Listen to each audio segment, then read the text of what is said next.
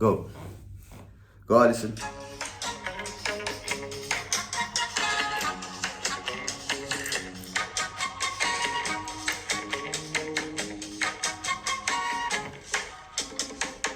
Welcome, Alison, to episode número 25. 25, okay. Yes, I had to think about that one for a minute. Yeah, what's wrong with you? I don't count past 20 in Spanish. That's right. Last time you counted was all the way to 20. I know. I need to take some It's lessons. super simple. After 20, you go 1, 2, 3, 4, 5, just the same way from 1 to 2. Just add the 20 in the front. That's it. Alison, what are we going to talk about today? Litter. Litter. Litter trashes everyone. Okay, before we start talking about litter, Yeah. we were talking off camera, and I want to put you on the spot right now. Gosh. I was praising about how good your in front of camera natural talent is. Actually, I think you were laughing at the facial expressions I make in a freeze frame. I think that was more of what it is. Let's be honest. That was part of the conversation, yeah. But you know that my background in television spans for almost 15 years, and I work with a ton of very, very, very talented people, and I work with a ton of people they weren't really talented. You are right there on the talented, let me tell you. So if real estate doesn't work out, what you're saying is... I don't know. I think that ship has sailed. Yeah. I mean, it's not as easy as people think it is. I think you're saying I'm old. That's exactly what you just said in a completely backhanded way. I don't know. The South is rubbing off on you. I think that, well, you know what? You're never too old. I think you're right. You know, if you really like social communications, TV, television, this stuff, you can always start. You can always start taking courses. Like, this is a good practice, I guess. You're backpedaling now. I am. I never meant to call you old. It's just like I feel like people's prime on the TV usually comes in their early 30s. That's when they start. Then keep going. It's hard to see somebody that just started in their 40s. Again, listen. I never say never, but I'm just digging myself into a little deeper hole, okay? Just keep on digging. What I wanted to bring up to the attention in this conversation was that you mentioned that you won a contest in college by reciting a monologue. Yes, I did. Okay, can you tell that story in front of the cameras, please? And the microphone. Okay, so when I was in college, I was nominated by my sorority to be in the Miss College of Charleston pageant. And I did not have a typical talent, like playing the piano or singing or dancing like most pageant participants have. So I love a pageant. I love a crown. Let's just be honest here. So I wasn't going to say no, but I had to figure out what the heck I was going to do for a talent. So I recited a monologue from the book, The Sweet Potato Queen's Book of Love. The Sweet Potato Queen's Book of Love. And it was about these seasoned women who are probably my age now, who decided to make themselves queens for a parade that was in their town. And they called themselves the Sweet Potato Queens. So I rewrote a small part of the book for the monologue for the pageant. Now you have to give me a little excerpt of that monologue. Now you're testing my age. It's been 22 years. Come on, something. Go ahead. How about this? How about I find it and I'll prepare it for next time. Deal. Okay. All right, so you're on camera. You're on the record saying the next week you're going to give us at least, how long is that monologue? It was probably 4 minutes, but we could do a snippet. No, we can do the 4 minutes. I mean, we have 26 more minutes to fill this up. So let's do the 4 minutes. Hey, she's on camera. I'm not going to let it go, okay? We'll see. So now, let's go back to the litter. All right. So we had Laura from Keeping the Midlands Beautiful on today. You forgot the last name. Terrible with names. Terrible. Okay, so we have Laura. Let's keep it a Laura. Okay. And she works with the nonprofit Keeping the Midlands Beautiful, and she's talking to us today about what they do and one of their big upcoming events. Let's listen to Laura. Hello, welcome. This is Laura. How are you, Laura? Kelly Gore with Keep the Midlands Beautiful. I'm the core programs coordinator here for our small nonprofit organization. Our mission is to engage the community to increase litter prevention, beautification, and recycling. And we've been around since the 1980s. This is our 34th year in existence. And we serve the Midlands, so that comprises the city of Columbia, Richland, and Lexington counties. Our main focus is litter prevention. We have over 300 groups, closer to 400 now, that we work with on a regular basis to pick up litter throughout the community, and it's all volunteer based. Well, we really appreciate you taking the time to come on and talk with us today. I feel sure many people have probably seen your volunteers around the area, but don't know who they are or exactly what they do. So, Mrs. Our Laura, biggest program is the Adopt a Highway program, and on a quarterly basis, I'm sure you see the volunteers out there with their orange vests on and their litter grabbers and their orange bags, picking up litter along the state maintained roads. But we also have the Adopt a Street program in the city of Columbia, and we have lots of information. In total, we have 7 litter prevention programs altogether. okay, so when you say the word litter prevention, it's just picking up the garbage already, or do you have more towards education to people to please do not throw the trash out of the window and stuff like that? Right. So we work with the Green Step Schools program, which is a wonderful program to bring environmental ethics into the classroom. And that is just one component to teach children not to litter. Because I think that's really where you have to change that mindset is with the kids. In my mind, you're not going to change a 35-year-old's behavior unless you change the children, their child or grandchild. If they bring that awareness to their parents and grandparents that that's just not wrong, right, that I think that has a bigger impact than focusing on the adults. I think you're exactly right with that. When I was in high school, I was on our student council, and we did an Adopt a Highway, and we would go out once a semester and pick up the litter. And when you actually are the one out there picking up behind people, it definitely keeps you from rolling that window down and tossing something out. For sure. We also work with community service workers, young people that have been mandated by the courts to come in and do community service, and it certainly changes their minds too when they have to go out there and pick up litter and earn their hours that way. So getting to those young people is really the key. And hopefully future generations, we won't have the issues that we have today. Got 2 questions. First, how did you start to get involved in this? What happened? What makes you say, okay, look at the mirror, I want to be part of this organization. I want to pick up pillars people litter. Well, I grew up in the 60s and 70s, and Keep America Beautiful at the time had the Give a Hoot, Don't Pollute, and the Crying Indian commercial. You guys are probably too young to remember. She probably that. saw it. She remembers. You remember? I remember the Give a Hoot, Don't Pollute. I grew up in New York City, and back then the streets were very littered. And as a young person who had no money, we used to go collect those Coca-Cola bottles that had the deposits and cash those in. And we just actually, my group of friends hated littering. We were very much a little environmentalists at the time.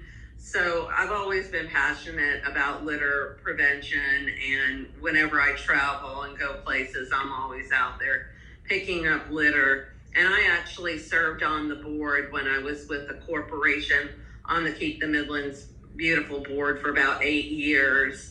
And then I retired from that position, and there was an opening here, and this couldn't be a better fit for me. I love what I do. I love working with our volunteers. If it wasn't for our volunteers, we really wouldn't exist. So we have great partners and great volunteers that we work with. So you have a lot of experience on the litter issue, and not just in South Carolina, but New York. Is there any other states, New York and South Carolina? No, not really. I've only lived in one other state. I've traveled a lot, though, and the litter issue in this country is not nearly as bad as it is in a lot of other Caribbean islands and that sort of the thing.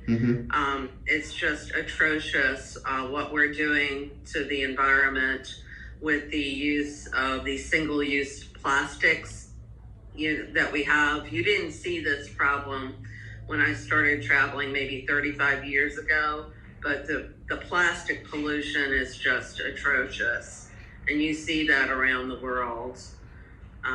Yeah, it's. I just came back last year from a trip to India, and one of the biggest takeaway was how dirty it was, and I agree with you. It's just a matter of education, because it really doesn't take much to save that wrapper, to save that trash, and just move it towards a trash can, or man, even just bring it home and dispose it in your own trash can. It really isn't that difficult. It's just a matter of people, and I want to believe that people don't do it on purpose just because they say, oh, this looks pretty, I'm just going to throw garbage at it.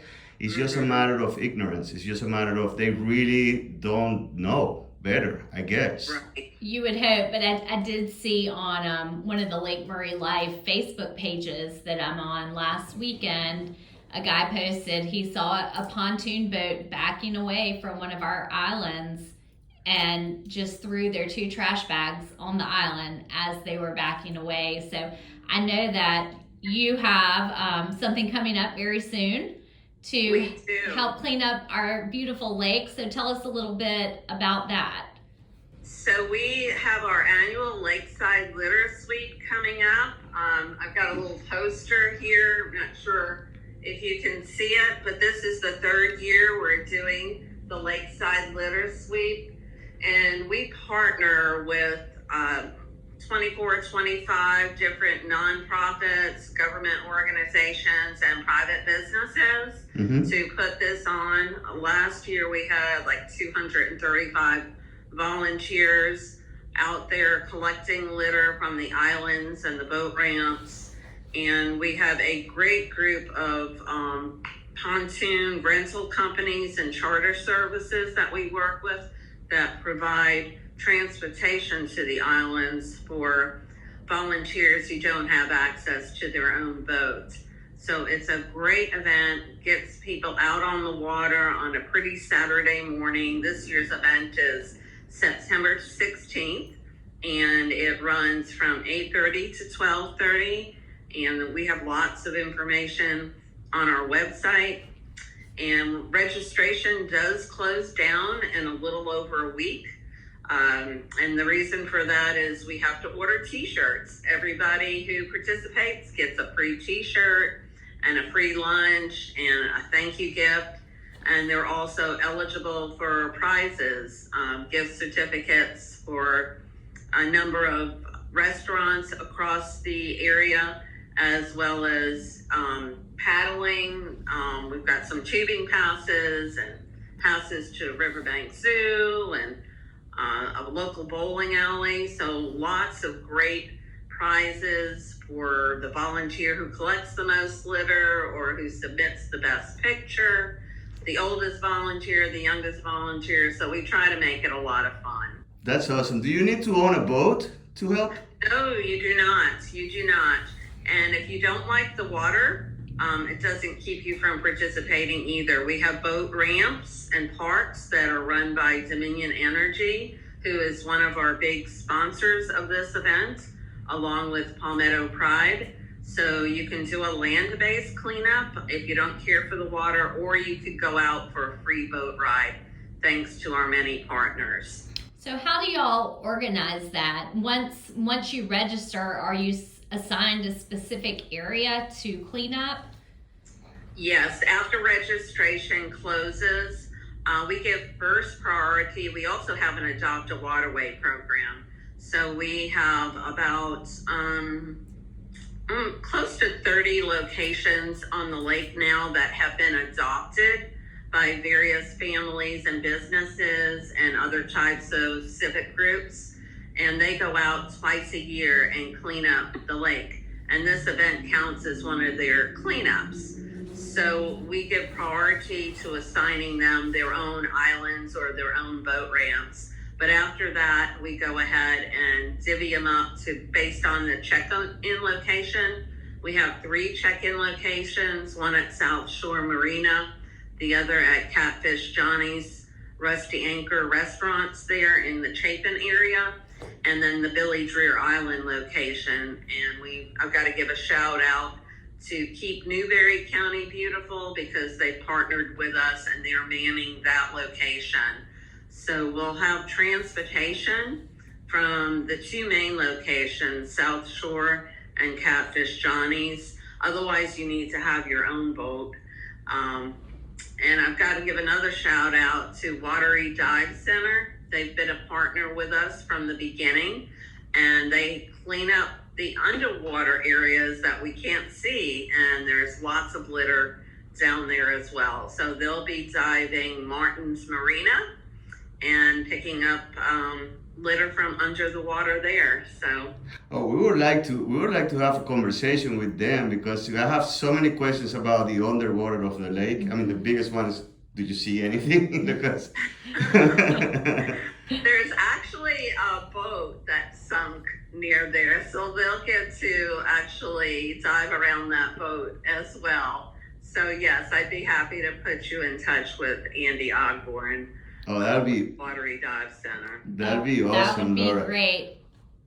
Laura, I'm curious. So, out of the last few years that y'all have cleaned up, do you have any story that kind of sticks out in your mind, that of something maybe one of the volunteers came across, or just something unusual out of the ordinary? And before you answer that, just to go back a little bit with the event and the logistic, how many hours should somebody plan if they want to help? How many hours should somebody plan for the day to spend with you guys? Well, it's a morning time event, so we get everybody going by about 9 o'clock in the morning. Check-in begins at 8:30. Mm-hmm. So by 9, everybody's usually back by 12.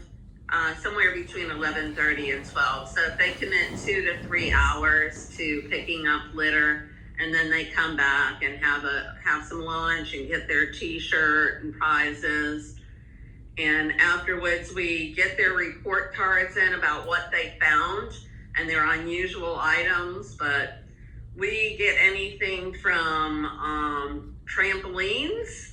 There's trampolines out on the island. What? Yep. Now that's on purpose. That's people that go on purpose. You just throw that away.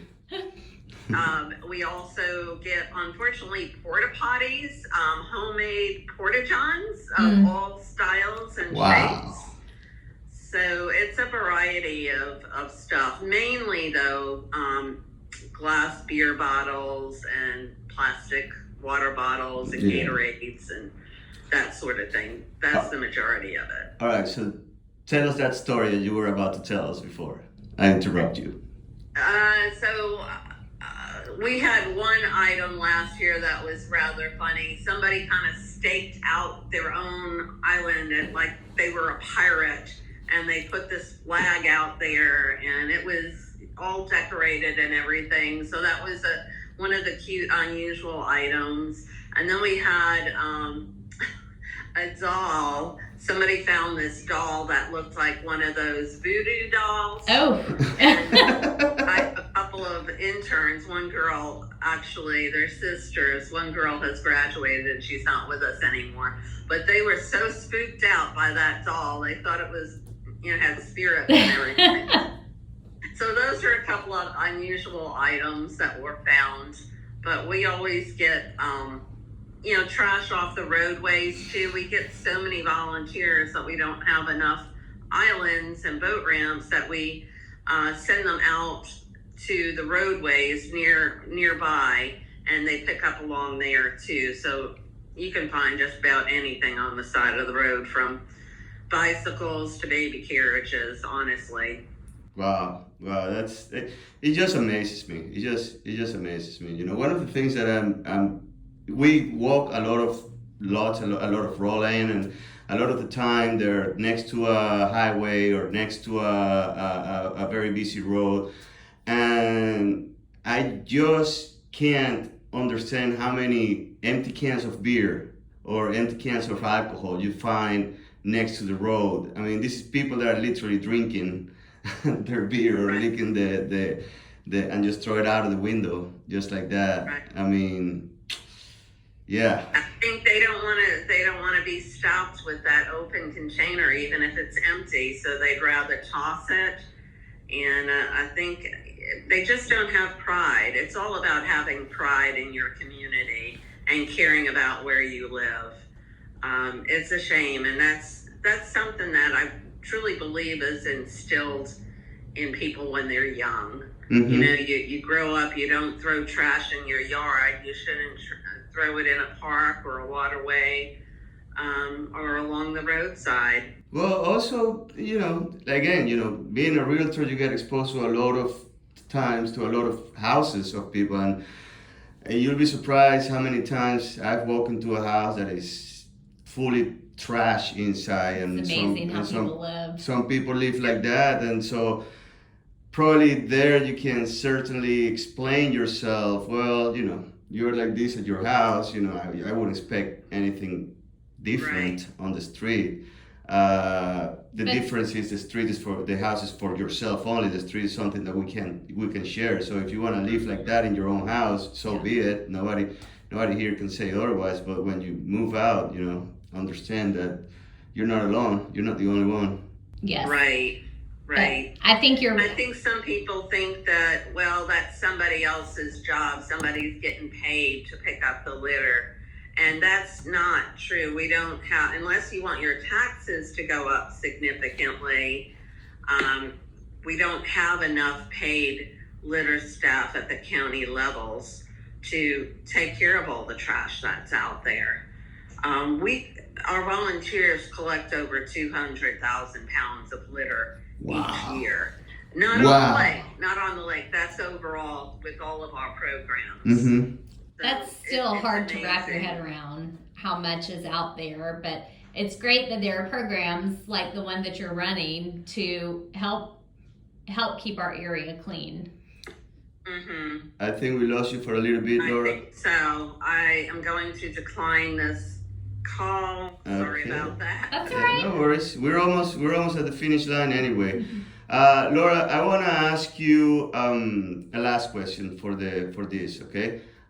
Can you please let us know where do you need the most help? Where can somebody start? If somebody's listening to this and is interested in helping out and is interested in just learning a little bit more about the program and the organization, where can they go? They can go to kmbsc.org. And we've got a great website that outlines all of our various programs. Or they can call me directly at 803-733-1139, and we are happy to get them involved in any one of our programs. So we'd love for them to go ahead and register for this event and get a taste of what we're all about, but then make that longer term commitment and get involved in one of our adoptive programs. Well, that sounds great, Laura. We appreciate you coming on today, but also appreciate how much you do for the Midlands and to keep the Midlands beautiful.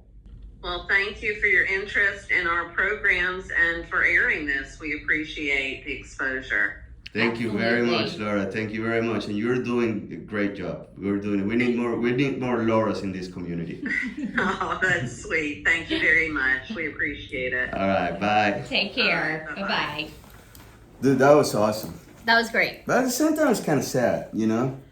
Well, I do think it's a mindset shift, and David and I actually went, had to go to a funeral last weekend, and it was about an hour and a half from here, and driving through the small town where we were and looking at how littered the streets were Yeah. made me very appreciative for where we live. Because I do feel like in our area anyway, people take a little bit more pride in the way things look, and I don't think it's very often that you drive by and see just, miles of littered road. And maybe that's thanks to people like Laura who are, educating and making a difference in the community. Of course. And you made a great point. A lot of that we don't see, a lot of the leaders that we don't see is because of people like Laura, and there are also workers, in the county that pick up trash.